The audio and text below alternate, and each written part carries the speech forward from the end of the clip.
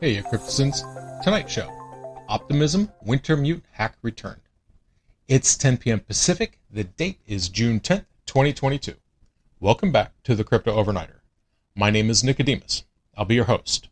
The cover model, mascot, and co-host for this podcast is Tex, and together we take a nightly look at the crypto, NFT, and metaverse space and the industry that surrounds it.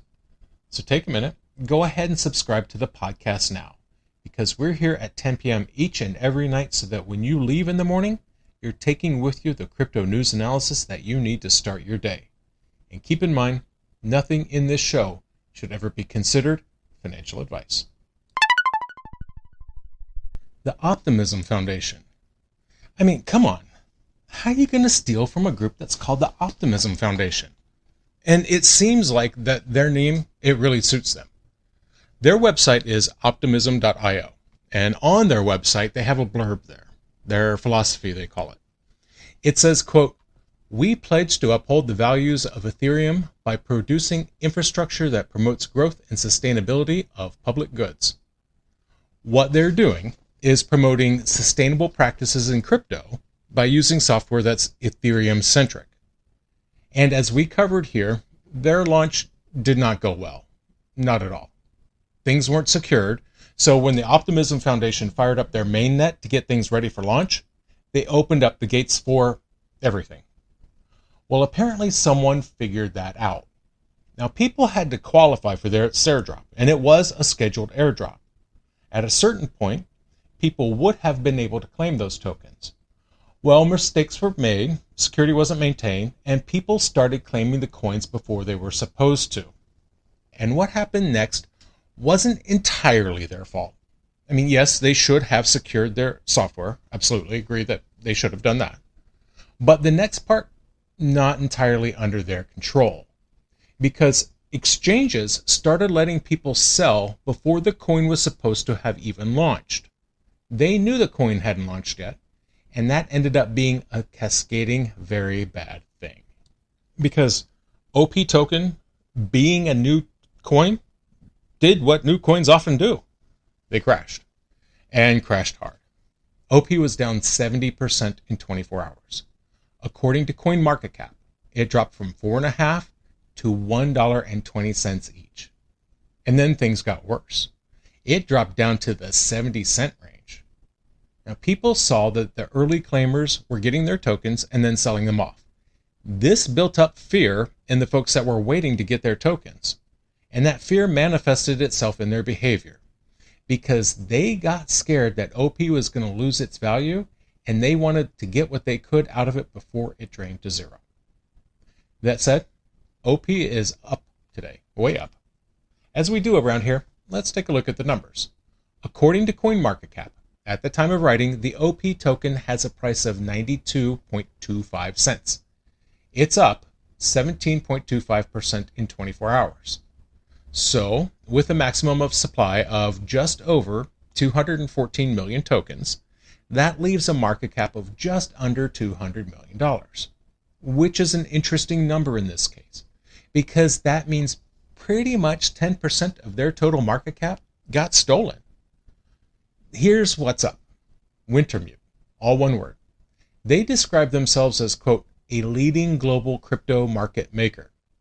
And their website says that they are, quote, partnering with the world's best crypto exchanges and projects to provide liquidity. In the words of Wintermute CEO Evgeny Gavoy, quote, "We made a serious error." So clearly, this wasn't entirely Optimism's fault. Let's take a quick look at the markets. At the time of writing, the global crypto market cap is $1.19 trillion. Yesterday, it was $1.24 trillion. It's down 3.85% on the day. The top 5 cryptos by market cap are Bitcoin down 3.3%, Ethereum down 6.63%, Tether, USDC, and Binance Coin down 1.47%. Okay, so what happened? Well, there was a problem. You see, before the botched airdrop happened, Optimism sent 20 million OP tokens to Wintermute, and that money was sent as a loan. It was supposed to be used to, quote, provide liquidity in the OP token upon its listing on centralized exchanges. The problem is that Wintermute gave them the wrong address. So let's think about that for a minute. Everyone who's been in crypto for 15 minutes knows there are no safety rails, no clawback. If you send your money to the wrong address, it's probably over. They can do things like fork the project or something, but that's pretty much it. So this was supposed to go to a multi-sig wallet under the control of Wintermute. The address Wintermute gave them was an Ethereum address, which is great, except it should have been an Optimism address. So Wintermute tried to get the money back, but it was gone. All 20 of it, all 20 million, got sent to a fresh Optimism wallet. Fresh, of course, so they can't trace it. Okay, so then some weird stuff happened. They peeled off 1 million of those tokens, put those in Ethereum, and then that Ethereum got sent through Tornado Cash, which makes it harder, although not impossible, to trace. That part's not so weird. I mean, that's kind of weird. Why not just funnel the entire 20 million through Tornado Cash? But anyway, that's not the weirdest part. Why would they send tokens to Vitalik Buterin? I don't know, but that's what they did. According to PeckShield's info from Wednesday, 1 million tokens got sent to an Ethereum wallet that Buterin holds. And at that point, the weirdness continues on. Because then 19 million OP sat in that wallet. Which is funny, because that means that they would get to vote. If they're holding the tokens, any Optimism governance vote, they get to vote on. That is except for 1 million tokens. So 1 million out of the 19 million tokens sitting in the account, 1 million got delegated to Ethereum Foundation security researcher Yov Weiss. That means Weiss would be able to vote with 1 million of these tokens on the attacker's behalf. Now, just for clarity, I do not for 1 second think that Buterin or Weiss had anything to do with this. I'm certain that they were not involved in any way. The NFT market cap is up over $12.21 billion. Sales volume is down 13.3% in 24 hours.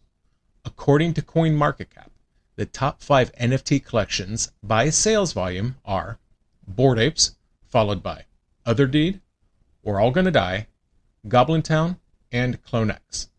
Now keep in mind, some of these collections have very volatile prices, so do your own research. Wintermute's CEO commented, quote, "We're not sure why they chose not to liquidate all of the tokens at once. There is hope that it is a white hat exploit. However, we are currently operating under the premise that it is not the case." Optimism? They chose to live up their name. They decided to be optimistic. It seems like, yeah, they're upset about the money lost, but they're more concerned about the governance, I think. Their official Twitter account said, quote, "At present, the majority of the OP in question has not been moved. Both the Optimism and Wintermute teams are monitoring the situation closely. While the situation is ongoing, we wanted to share this overview with the community now in the spirit of openness and transparency." So they're continuing to work with Wintermute. They sent them another 20 million OP tokens. That said, they required quite a bit of reinsurance because the public was against them for continuing to work with Wintermute. So in this case, $50 million in USDC was the reassurance that they needed. And that made some people mad, that Optimism would just jump back in with Wintermute after such an unabashedly rookie move. But it seems like Optimism is just going to try to be good people here. Now, Wintermute, they don't seem to be as optimistic. That said, they expressed reasonableness and even cooperation. They said, quote, "We are open to see this as a white hat exploit. Moreover, the way this attack has been performed has been rather impressive, and we can even consider consulting opportunities or other forms of cooperation in the future. We are also content with the scenario where the remaining 19 million tokens are returned to Optimism wallet." So, They gave the hacker a week to think things over. If they hadn't gotten in touch with Wintermute, or they hadn't returned the money by the end of that week, then things would start happening. Wintermute said that 1 week would mark the start of efforts to discover their identity and to pursue them in court. Well, we all knew that was doomed to failure. They gave Vitalik Buterin 2 million tokens, so that's 18. Wait, did I say they gave Vitalik Buterin 2 million tokens? That's right, because bright and early this morning, they sent Buterin 1 million OP tokens, so that's a second round. This time they sent a little something extra. They sent a message. So if you go on chain and you look at this record in Etherscan, it shows his message in the input data box. They said, quote, "Hello, Vitalik. I believe in you. Just want to know your opinion on this. By the way, help to verify the return address and I will return the remaining after you. And hello, Wintermute. Sorry, I only have 18 million and this is what I can return. Stay optimistic." Which, stay optimistic is kind of rude in this case. Anyway, 18 million is what they had and 17 million is what they returned. Again, we go to Etherscan. In the span of 22 minutes, they sent 17 transactions with $1 million at a time. Now, I don't know what's going to happen with this guy. Yeah, sure, they sent it back, but they're still sitting on nearly $1 million worth of tokens that don't belong to them. That said, it sounded like Wintermute was kind of okay with them keeping $1 million or so. So it's hard to say. Might be the hacker ends up needing that $1 million for a good lawyer. And I think we're done here tonight. Thank you so much for joining us. If you liked tonight's show, like, comment, and subscribe. Give us a glowing review, because that helps other people find their way to this podcast. Do you have questions or comments? Reach out and let us know. The email address is nick@cryptoovernighter.com. That's nick@cryptoovernighter.com. Or come find us on YouTube. Leave me a comment and maybe I'll read it into the next episode. We'll see you tomorrow night.